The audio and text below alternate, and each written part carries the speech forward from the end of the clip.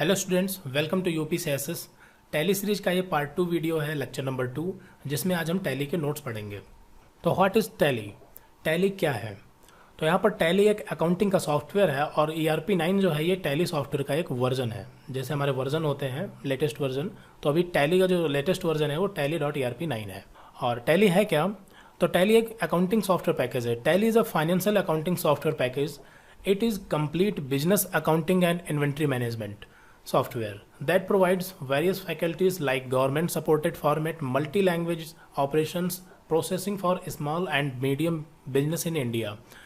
तो यहाँ पर डेफिनेशन ये कह रही है कि जो टैली सॉफ्टवेयर है ये एक अकाउंटिंग का सॉफ्टवेयर है। अकाउंटिंग मीन्स कि हमारा जो हिसाब किताब होता है, नॉर्मली अकाउंटिंग मीन्स होता है हिसाब किताब करना। यानी कि अगर कोई भी बिजनेस है तो उसमें जो हिसाब किताब होता है, यानी कि अगर हमने मान लीजिए किसी को 5,000 रुपये दे दिए हैं और या फिर किसी से 10,000 रुपये अगर हमने उधार लिए हैं, या कोई भी हमने 50,000 का माल खरीदा है और फिर उसको हमने 50,000 का माल खरीदने के बाद में उसे हमने 5,000 करके कई सारे कस्टमर को हमने सेल कर दिया है और हमारे शॉप में कितना स्टॉक बचा है, ये सारी चीज़ें जो होती हैं, ये सारी रिपोर्ट्स तैयार करना और ये सारी एंट्री करना, यानी सारी चीज़ें लिख करके रखना ही अकाउंटिंग कहलाता है, यानी कि हिसाब किताब करना कहलाता है। तो ये जो टैली सॉफ्टवेयर होता है ये यही काम करता है। टैली में हम क्या करते हैं कि जो भी माल हम खरीदते हैं, बेचते हैं, या जो भी बिजनेस में हम हरकत करते हैं, यानी जो भी ट्रांजैक्शंस करते हैं, वो सारे के सारे ट्रांजैक्शंस हम टैली सॉफ्टवेयर में चढ़ा देते हैं। यानी ऐसे कह सकते हैं नॉर्मली कि हम उसमें टाइप कर देते हैं, लिख देते हैं। और टैली क्या करता है कि हमें फटाफट रिपोर्ट तैयार करके दे देता है, जिससे हमें कैलकुलेशन नहीं करनी पड़ती, ना ही कोई भूलने का डर रहता है। तो इसलिए टैली क्या है, अकाउंटिंग के लिए सबसे अच्छा सॉफ्टवेयर है।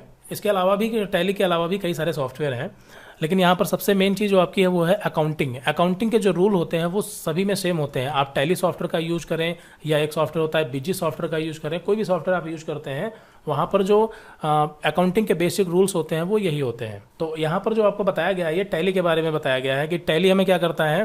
टैली हमें गवर्नमेंट सपोर्ट फॉर्मेट प्रोवाइड करता है और मल्टी लैंग्वेजेस, यानी कि आप इसमें किसी भी लैंग्वेज में टैली में वर्क कर सकते हैं, हिंदी में कर सकते हैं, इंग्लिश में काम कर सकते हैं। और ये टैली सॉफ्टवेयर स्मॉल और मीडियम साइज़ के जो बिजनेस होते हैं वहाँ पर यूज़ किया जाता है।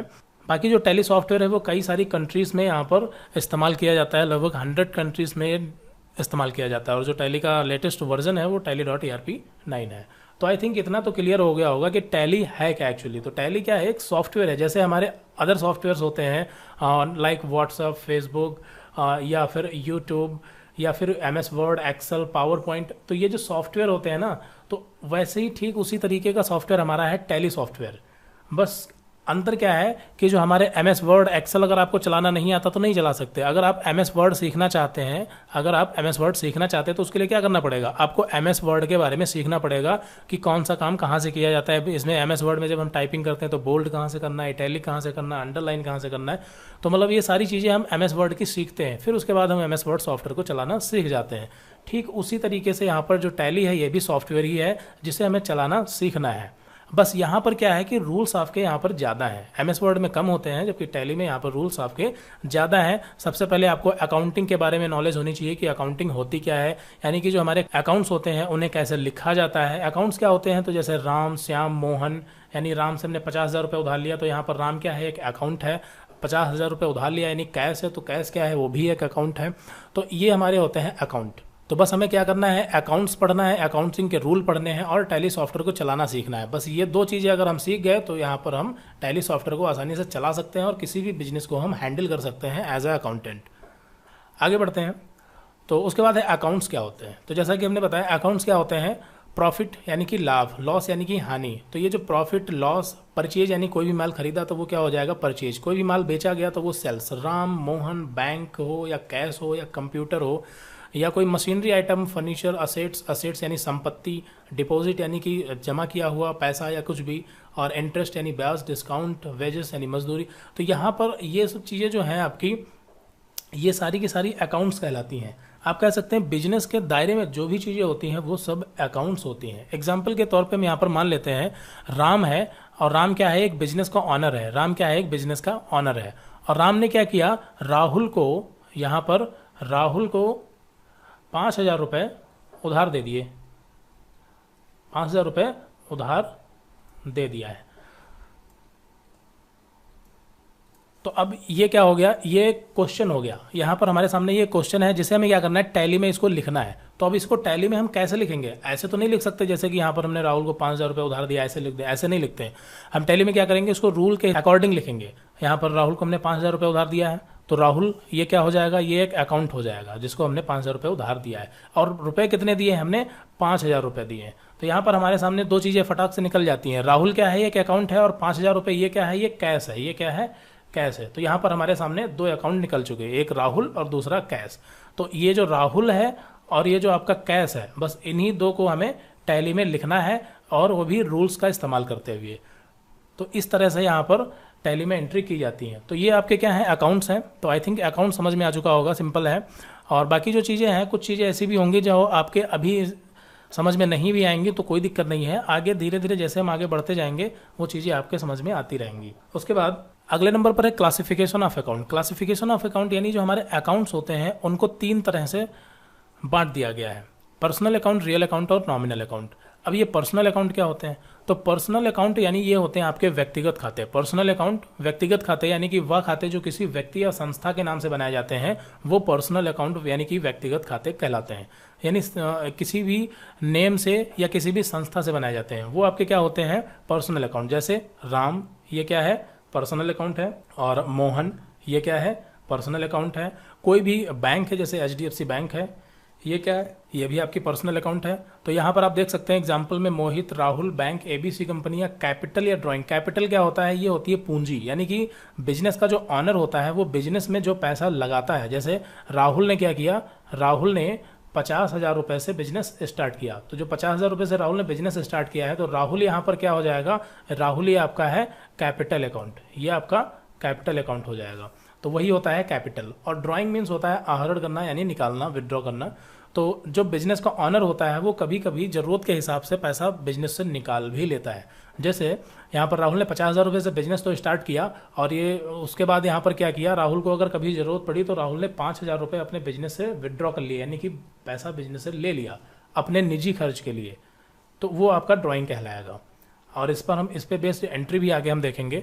तो पर्सनल अकाउंट क्या होता है समझ में आ चुका होगा। अगर हम नॉर्मली यहाँ पर पूछें कि जो राम है वो कौन सा अकाउंट है, तो आपको सीधे बोलना है ये क्या है, कि ये आपका पर्सनल अकाउंट है, ये आपका पर्सनल अकाउंट है। इसी तरह से रियल अकाउंट, रियल अकाउंट क्या होते हैं, रियल अकाउंट होते हैं आपके वास्तविक खाते, वह खाते जो किसी वस्तु या संपत्ति से बनाए जाते हैं, यानी वस्तु या फिर संपत्ति।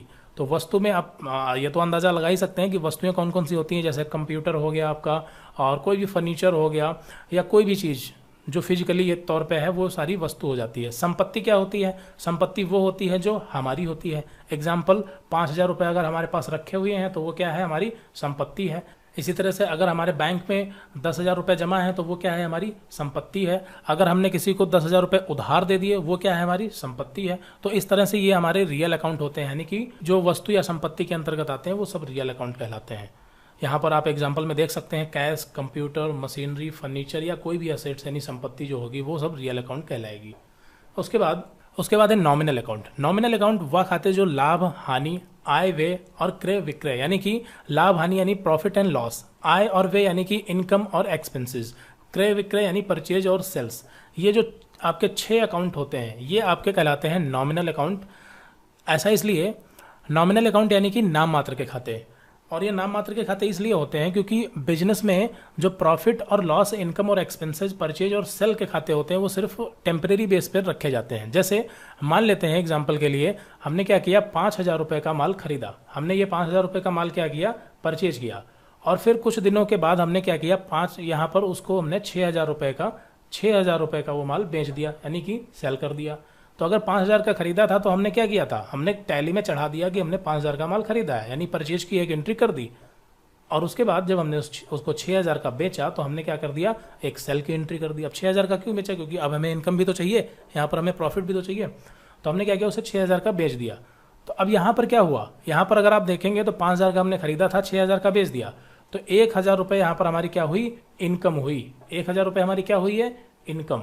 तो हमने क्या कर दिया, इसको इनकम में चढ़ा दिया कि हमारी 1,000 रुपये की इनकम हो गई।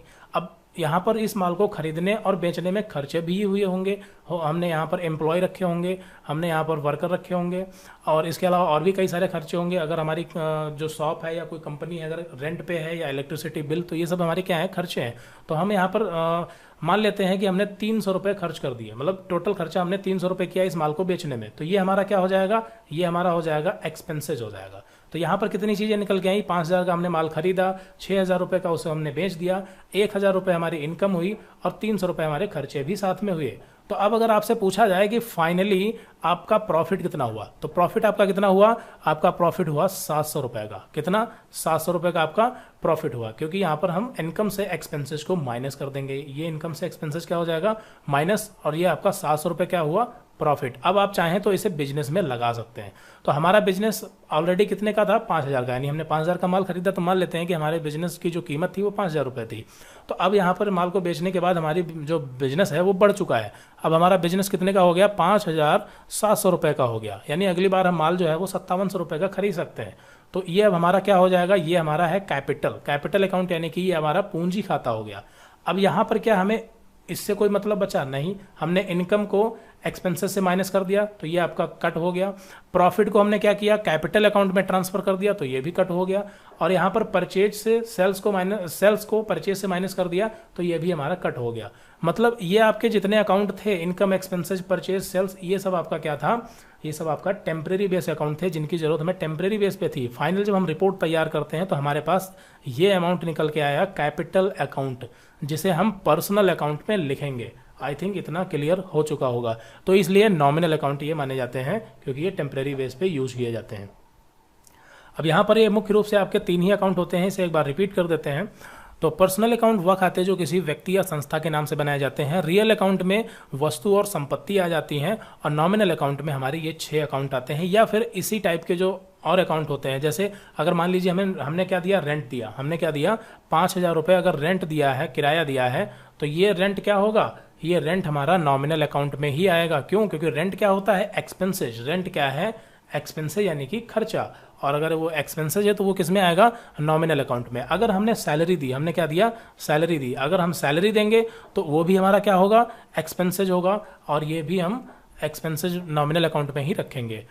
इसी तरह से अगर हमारी 3,000 रुपये की इनकम हुई, तो 3,000 रुपये की अगर हमारी इनकम हुई है तो यहाँ पर ये भी हम नॉमिनल अकाउंट में ही रखेंगे। तो इस तरह के अकाउंट ये नॉमिनल अकाउंट कहलाते हैं। और रियल अकाउंट में जैसे हमने अगर कंप्यूटर खरीदा या कोई भी मशीनरी आइटम परचेज किया, या हमारे पास 5,000 रुपये कैश है, और या फिर हमने बैंक में पैसा जमा कर रखा है, तो ये सारी चीज़ें जो होंगी वो रियल अकाउंट में आएंगी। और पर्सनल अकाउंट में अगर कोई व्यक्ति है या संस्था है तो वो आपका पर्सनल अकाउंट में आएगा। तो ये सब चीज़ें अभी थ्योरेटिकली हैं, और जैसे जैसे हम आगे बढ़ेंगे प्रैक्टिकली चीज़ें आएंगी, आपको बेहतर समझ में आती रहेंगी। उसके बाद अगले नंबर पर है रूल्स ऑफ अकाउंटिंग। तो रूल्स ऑफ अकाउंटिंग में क्या होता है कि जो हमारे अकाउंट होते हैं, जैसे राम, मोहन, तो ये क्या है, हमारे अकाउंट हैं। तो इन्हें लिखा कैसे जाता है, हम एज इट इज़ टैली में ऐसे राम मोहन ऐसे नहीं लिखते, क्योंकि कंप्यूटर समझ ही नहीं पाएगा कि राम क्या है, मोहन है क्या, राम को पैसे उधार दिया गया है या राम ने हमको वापस किया है। तो इसके लिए हमें डेबिट और क्रेडिट के रूल्स को समझना होता है, जो रूल्स ऑफ अकाउंटिंग के अंतर्गत आते हैं। तो ये रूल्स ऑफ अकाउंटिंग हम अगली वीडियो में पढ़ेंगे। इस वीडियो में इतना ही रखते हैं, और अगली वीडियो में हम रूल्स ऑफ अकाउंटिंग के रूल्स पढ़ेंगे, और इस पर बेस्ड कुछ क्वेश्चन भी हम करेंगे। तो मिलते हैं अगली वीडियो में। Thanks for watching this video.